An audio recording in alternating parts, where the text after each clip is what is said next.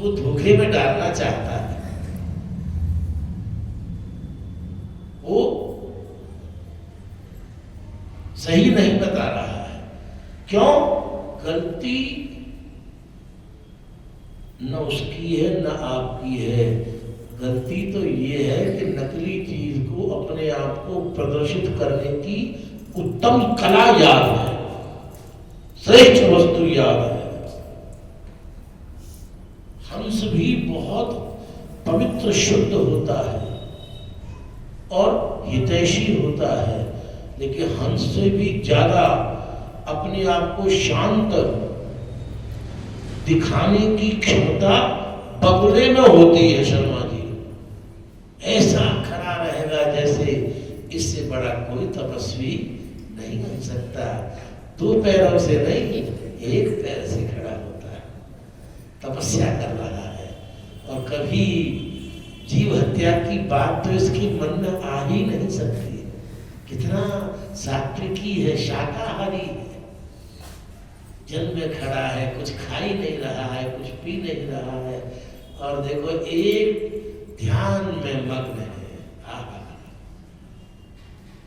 लेकिन कुछ समय लगातार देखोगे और मछली जरा पास में से गिरी निकली तो लंबी चोंच उसकी लपक लपक करके मछली को चकाचक आरोप लेती है। मछली कहाँ गई पता नहीं लगेगा।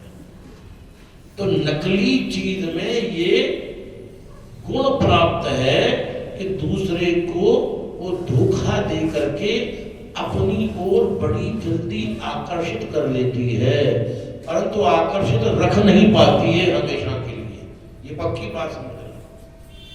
असली वस्तु अपने आप को अच्छे ढंग से दिखा नहीं सकती, ये उसकी दुर्बलता है। असली चीज, परंतु असली चीज जो आज है वही आगे तक रहती है, वो बदलती नहीं।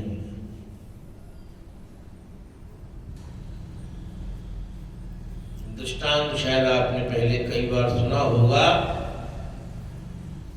किसी राजा के पास में कोई जौहरी पहुंचा और जौहरी ने कहा, महाराज मेरे पास 2 हीरे हैं, मैं आपको दोनों हीरे दिखाने के लिए आया हूं, बेचने के लिए नहीं आया, दिखाने आया हूं। और इसलिए कि मैंने आपका नाम बड़ा सुना है कि आप पारखी बहुत अच्छे हो, पहचान बहुत अच्छी रखते हो। तो मैं चाहता हूं कि राज्यसभा में आप इन हीरों का निरीक्षण करें। बड़े बड़े हीरे थे और बड़ी चमकमान नहीं थी, उनकी अपनी चमक थी। ऐसा नहीं कि रोशनी में चमके, वो खुद ही चमक प्रकट कर रहे थे, जैसे मणि चमकती है। राजा ने देखा, राजा बड़ा आनंदित हुआ, बड़ा हर्षित हुआ। राजा ने उनको दोनों तरफ से, दोनों हीरों को आगे से, पीछे से, ऊपर से, नीचे से, 10 दिशाओं से उनकी शार्पनेस को पहचाना। कहीं कोई दाग नहीं है, कहीं कोई कटिंग नहीं है, कहीं कोई क्रैक नहीं है, और देदीप्यमान है, अद्भुत है, और दोनों बिल्कुल एक जैसे हैं। जौहरी ने कहा, महाराज आपने देखे, इनकी एक विशेषता मैं आपको कहना चाहूंगा, वो ये कि इसमें से एक हीरा तो असली है और एक हीरा नकली है। और जो व्यक्ति इस राज्यसभा में हजारों व्यक्ति बैठे हैं, ये पहचान जाएगा कि इसमें असली कौन सा है और नकली कौन सा है। मैं दोनों हीरे उसको दे दूंगा बिना कुछ लिए, लेकिन जो पहचान करके बता देगा सही, उसी को दूंगा और किसी को नहीं। राजा ने कहा, यार इसमें तो कोई अंतर दिख ही नहीं रहा कि असली कौन सा है, नकली कौन सा है, दोनों हीरे कैसे। जो और सुन करके कि साहब कोई जौहरी बाहर से आया है, जितने नगर में और जौहरी थे वो भी आ गए, सब भीड़ इकट्ठी हो गई, सब अपने अपने हाथ में ले और टाइट सिक्योरिटी हो गई, खुले की भाग नहीं जाए महाराज हीरे को। चारों तरफ से सिक्योरिटी लग गई, बाहर चेकिंग। सबने देखा हीरों को अपने अपने हाथ में लेकर के, परंतु हीरो में अंतर दिखाई न पड़े। राजा भी ताज्जुब में, भाई हम भी नहीं पहचान पा रहे हैं, जबकि हमने हजारों हीरे अब तक देखे और खजाने में भी मौजूद हैं, पर ये पहला चांस हुआ है कि कह रहा है कि नकली, पर हमको नकली कोई नहीं लग रहा है। जौहरी ने कहा महाराज मुझे अफसोस है कि मैं दोनों हीरों को वापस ले जा रहा हूं, क्योंकि आपके दरबार में जैसा मैं सोचता था पारखी तो है, पर वो चीज पारखियों की जो नजर होती है श्रेष्ठतम यहाँ उपलब्ध नहीं है, इसलिए मुझे आज्ञा दीजिए। चलने लगा। इतने में ही बाहर जो जनसाधारण खड़े थे, सबसे लास्ट में दरवाजे पर आम आदमी खड़े थे, वहां एक व्यक्ति खड़ा था प्रज्ञाचक्षु। प्रज्ञाचक्षु माने ब्लाइंड, अंधा। उसने हाथ उठा के कहा महाराज की जय हो। महाराज यदि आप आज्ञा दें तो मैं चेष्टा करना चाहूंगा और आपकी आज्ञा के अनुसार मैं बता दूंगा कि नकली कौन सा है, असली कौन सा हीरा है। आंख वालों को तो समझ में नहीं आ रहा, और बिना आंख वाला कह रहा है कि साहब हीरा असली में बता दूंगा। राजा ने सोचा है तो कोई हंसी की बात कर रहा है, तो फिर उसने कहा ब्लाइंड ने, महाराज मेरी बात पर आप ध्यान दें गंभीरता से, मुझे एक अवसर अवश्य दीजिए। राजा ने दो सिपाही कहे भाई इनको आगे लेकर के आओ, पकड़ करके, गिर नहीं जाए, ठोकर ना लग जाए। ठीक है, चांस देते हैं। जौहरी से कहा भाई हमारे यहाँ के नागरिक है, ये जनसाधारण है, एक बार इनको ट्राई कर लेने दो। ये तो निश्चित है कोई पारखी नहीं है हमारे यहाँ कोई, पर जाते जाते भी एक व्यक्ति और चेक करना चाहता है तो क्या बुराई है। जौहरी कहा मुझे कोई आपत्ति नहीं, इनको भी आप चेक करा लो। अंधे व्यक्ति को दोनों हीरे सौंपे गए। अंधा व्यक्ति बोला भाई मैं, मेरे साथ में दो व्यक्ति और चले और मैं जरा दरवाजे के बाहर तक जाऊंगा, फिर लौट के आऊंगा। सिपाही आप कितने भी लगा दो, मैं कहीं भागूंगा नहीं, पर किसी कारणवश मैं यहाँ खड़ा भी होऊंगा और दरवाजे के बाहर भी खड़ा होऊंगा 2 मिनट केवल, और फिर मैं आपको निर्णय सुना दूंगा। जौहरी ने कहा मुझे कोई आपत्ति नहीं है। महाराज ने आदेश दे दिया।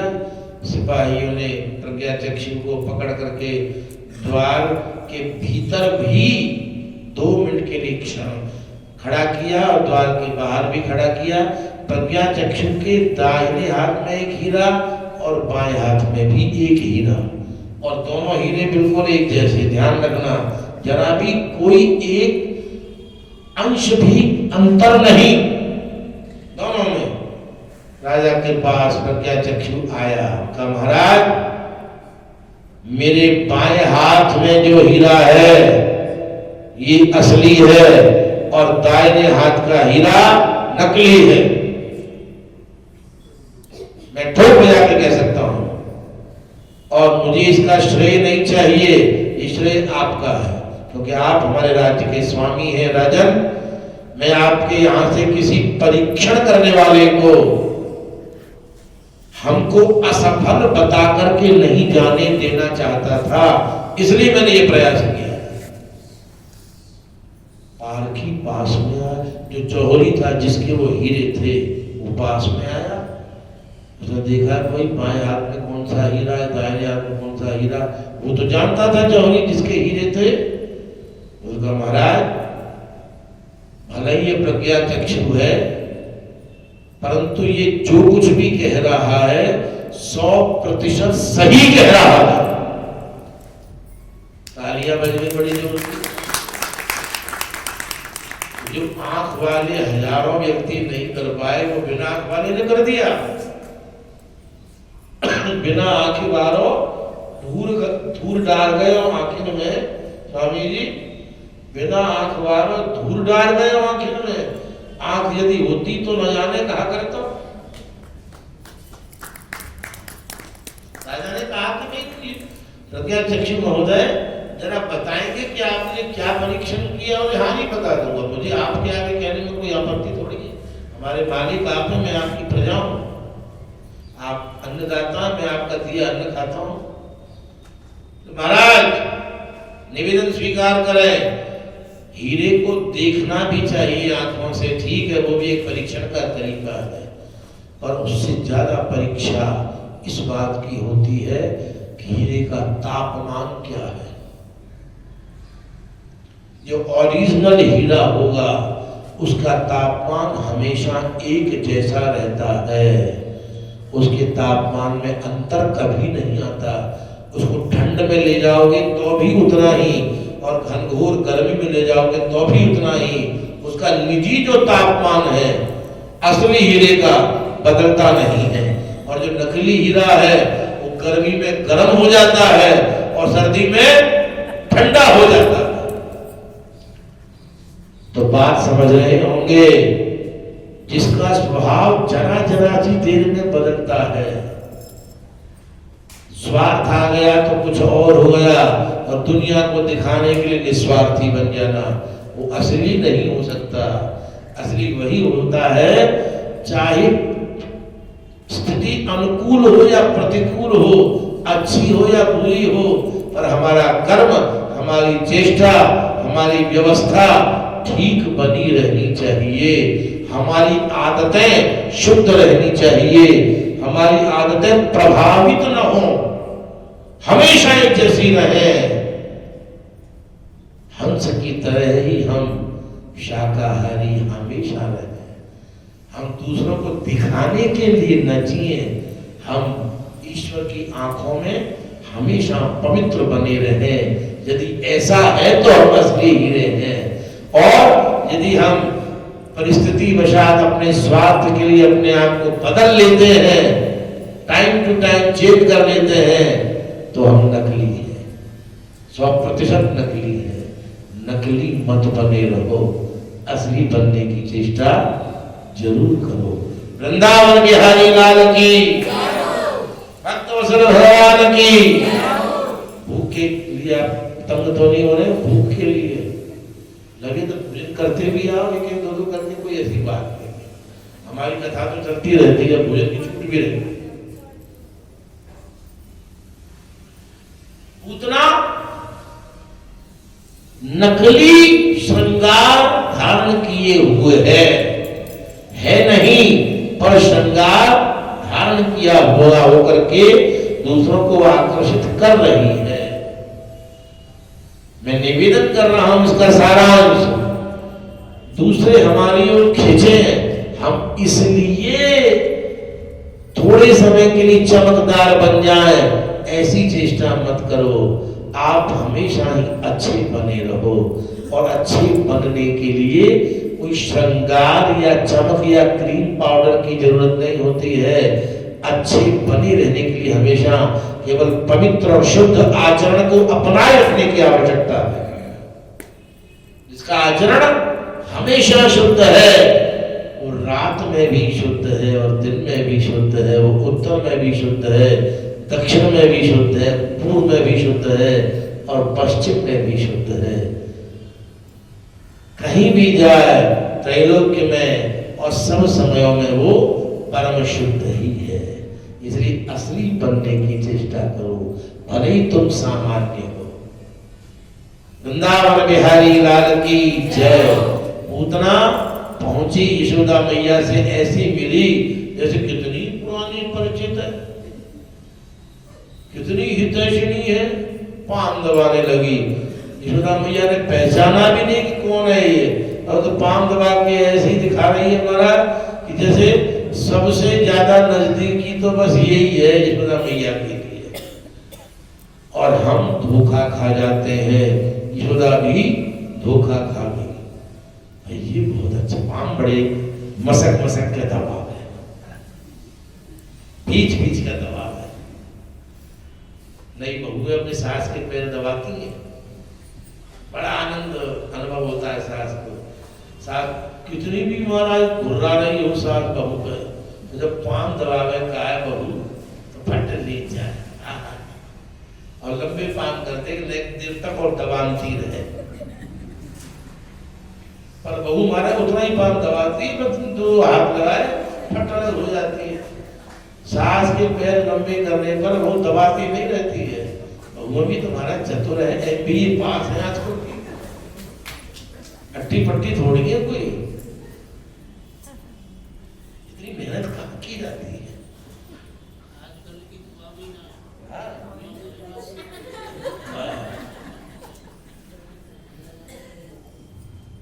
यशोदा मैया ने सोचा बहुत अच्छी है, मेरी बहन लगती है, मैं जब तक दूध का काम रसोई में जाकर के देखा हूं, लाला को खिलाएगी। कन्हैया को गोद में दे दिया पूतना की, और पूतना जिस उद्देश्य से आई थी वह पूरा करना चाहती है। अपने स्तनों पर वह जहर लगा करके आई थी, बालक के मुख में दिया। बालक ने स्तन पान करना चाहा, आंखें बंद कर ली ठाकुर जी ने। चराचरात्मा सनिमीलिते क्षणः, चर और अचर की आत्मा भगवान श्री कृष्ण आंखें बंद करके पूतना का केवल दूध ही नहीं, केवल जहर ही नहीं, अरे उसके प्राणों को भी पी गए। भगवान की विशेषता यह है कि दुनिया के आगे कपट चल सकता है आपका, ठाकुर जी के आगे कपट नहीं चलने वाला। वहां वो सब साफ हो जाता है मैदान, दूध का दूध और पानी का पानी। दुनिया को धोखे में रखा जा सकता है, ठाकुर जी को धोखे में नहीं रख सकते आप। परिणाम जब प्राण खींचने लगे तो पूतना अपने विकराल ओरिजिनल रूप में आ गई, राक्षसी रूप में आ गई, और वह बड़े रूप में प्रकट होकर के कन्हैया को दूर हटाना चाहती है, अलग करना चाहती है। सा मुंच मुंचालमिति प्रभाषिणी, छोड़ छोड़ छोड़, बालक को दूर करने को इच्छुक है, पर नन्हे से कन्हैया की पकड़ इतनी मजबूत है कि वो पूतना को नहीं छोड़ रहे हैं। और इनकी तो बड़ी पुरानी आदत है और हमेशा की आदत है, पकड़ते देर में है, शायद नहीं पकड़ते शुरुआत में, पर जब पकड़ लेते हैं तो फिर नहीं छोड़ते हैं। ये फिर इनका ही हो जाता है जी, तत्वसर भगवान की, जो इनका हो गया वो फिर किसी और का नहीं होने देंगे ठाकुर। ये उनकी प्रतिज्ञा है, हमारी है कि तुम और जाएगी ना। वाह, कैसे जाए। बड़ी हंसी की बात याद आ गई, हमारे मित्र है मदन गोपाल गोसाई जी, उनकी पिताजी की कोई यजमान शर्मा जी बिहारी जी के मन दर्शन करने जाती थी, वृंदावन की महिला। अब कुछ उसने कोई और गोसाई ढूंढ लिया, उनके द्वारा भोग प्रसाद चढ़वाने लगी। मदन गोपाल जी के पिताजी को बड़ा क्रोध आया, बोले चेली हमारी और दूसरे क्या जा रही है। वाह, डंडा लेके वाले घर ही पहुंच गए गोविंद बाग। घरवाले के सामने तीन चार छड़ी मारी, क्यों मार रहे हो, तो तू हमारी है, वाह, हमको छोड़कर दूसरे के पास क्यों गई। घरवाले ने भी घरवाली को डांटा, जब हमारे गोसाई यही है तो यही रहेंगे, दूसरों कैसे रह जाएगा भाई।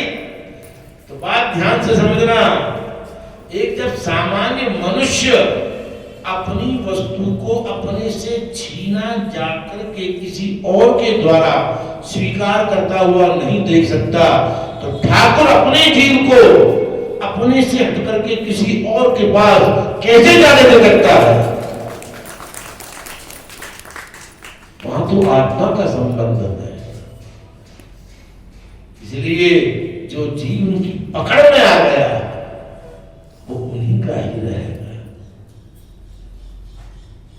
परिणाम यह हुआ कि प्राणों को ठाकुर जी ने पूतना के पी ही लिया और वह आंखें निकालने की स्थिति में आ गई, जिह्वा बाहर निकल गई, गोष्ठ में खाली रिक्त स्थान पर पूतना धड़ाम से गिर पड़ी।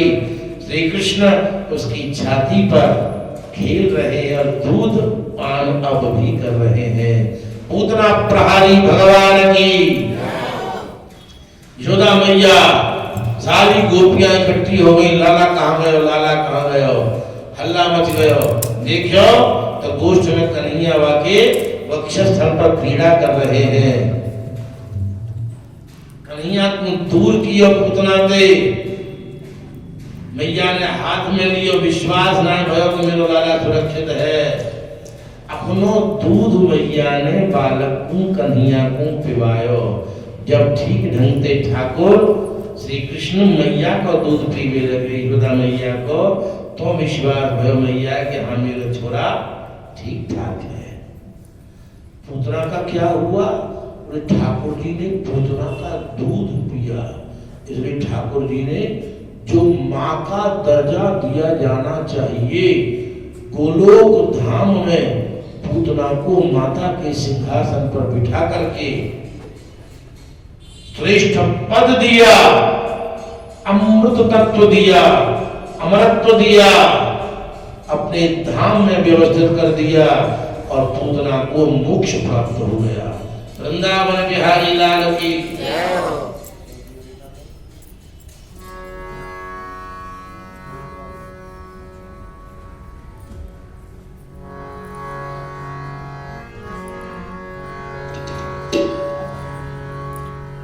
पूतना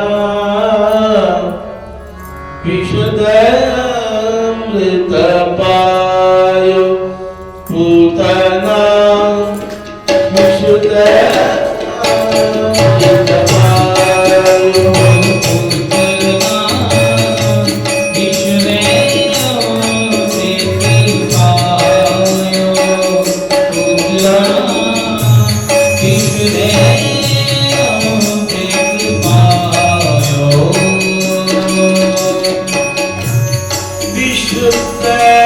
अमृत पायो, पूतना विशुद्ध विशुद्ध